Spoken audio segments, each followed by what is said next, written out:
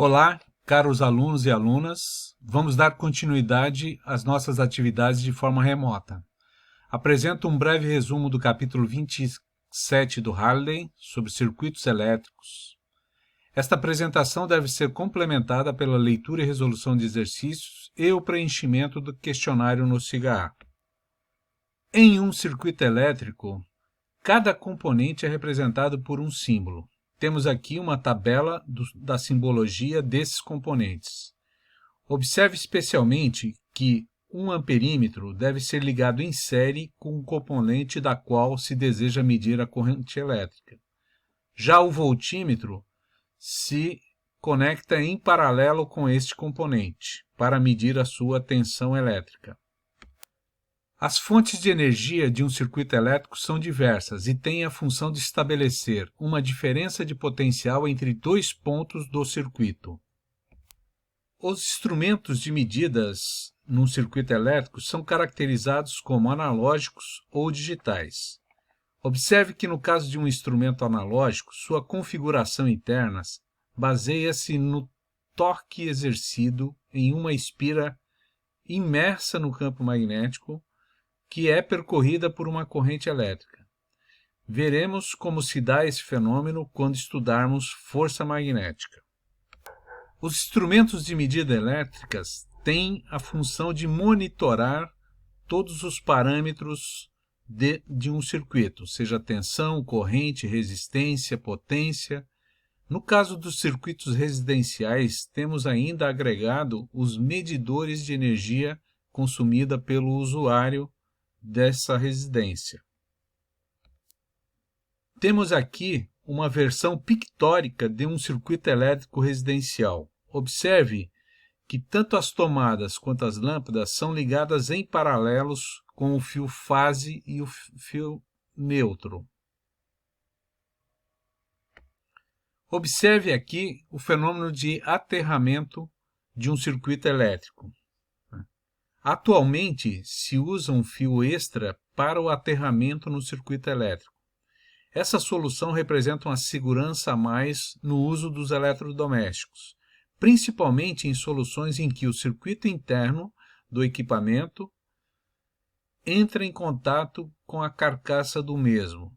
Desta forma, o corpo humano poderia ser um caminho fácil para o escoamento das cargas elétricas caso não houvesse um aterramento, o que representa no corpo humano uma passagem de corrente, um choque elétrico.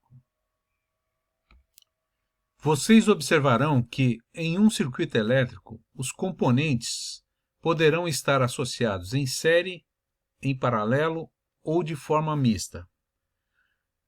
Num caso de um circuito resistivo, a resistência total do circuito será dada pela redução de todas as resistências elétricas individuais para uma única resistência equivalente. Observe as regras diferenciadas para a associação série, na parte superior esquerda, e a associação em paralelo, na parte inferior à esquerda. Denominamos de força eletromotriz a energia fornecida ao circuito elétrico, desconsiderando a perda interna da própria fonte de alimentação. A unidade da força eletromotriz é volts, e lembre-se que um trabalho anterior deve ter sido realizado para que tenhamos essa energia disponível no circuito. Portanto, há uma equivalência entre força eletromotriz e o trabalho realizado sobre a carga.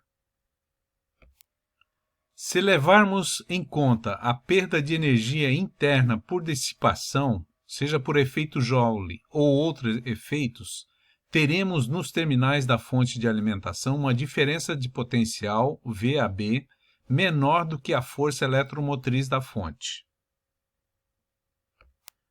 A existência de duas ou mais fontes de energia num circuito elétrico é possível. Nesses casos, uma das fontes exerce o papel efetivo de fonte de energia e as outras fontes consomem energia. Um exemplo claro de recarga de bateria. Observe num circuito elétrico que a conformação dos resistores nesse circuito pode levar a uma situação em que identificamos mais de uma malha, ou seja, mais de um caminho possível a ser percorrido na análise desse circuito. Apesar do livro do Halliday não se deter na análise de circuitos elétricos complexos com várias malhas, é apresentado a regra básica de soluções para esses circuitos, chamado Lei dos Nós e Lei das Malhas de Kirchhoff. Basicamente, essas leis anunciam o que já conhecemos, ou seja, a conservação de carga e a conservação de energia num circuito elétrico fechado. Se formos analisar os circuitos elétricos utilizando as leis de Kirchhoff, devemos levar em consideração as convenções de sinais para a força eletromotriz induzida e para a resistência, conforme a direção do percurso que percorremos uma malha.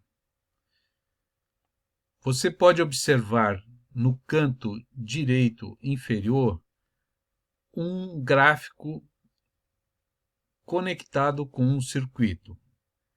Aonde temos a fonte, você tem uma elevação do potencial da carga. E à medida que essa carga se movimenta pelo circuito, passando pelos componentes resistivos, ela terá sucessivas perdas desse potencial elétrico, de tal forma que ao final do circuito nós temos uma conservação de carga e de energia. Portanto, o potencial volta a zero. Por último, temos os circuitos elétricos formados basicamente por resistores e capacitores. Nesses circuitos se analisam o processo de carga e descarga de um capacitor. Essas análises resultam em gráficos de carga versus tempo e corrente versus tempo no processo de carga de um capacitor. Observe o comportamento exponencial do fenômeno nos dois gráficos à direita e abaixo. Acima à direita temos as equações que regem o processo de carga e a corrente que circula no circuito durante o processo de carga de um capacitor. Aqui temos o processo de descarga do capacitor. Observe tanto a equação da carga quanto a equação da corrente que circula durante esse período de descarga estão colocadas aí e dependem também de um fator exponencial. Observe que o produto RC, ou seja, resistência e capacitância, tem uma dimensão de tempo e esse produto RC recebe um nome especial chamado constante de tempo capacitiva. Sendo assim, fechamos a apresentação dessa parte de circuitos elétricos. Cabe a você agora complementar com leituras e se dedicar ao processo de resolução dos exercícios indicados e resolvidos.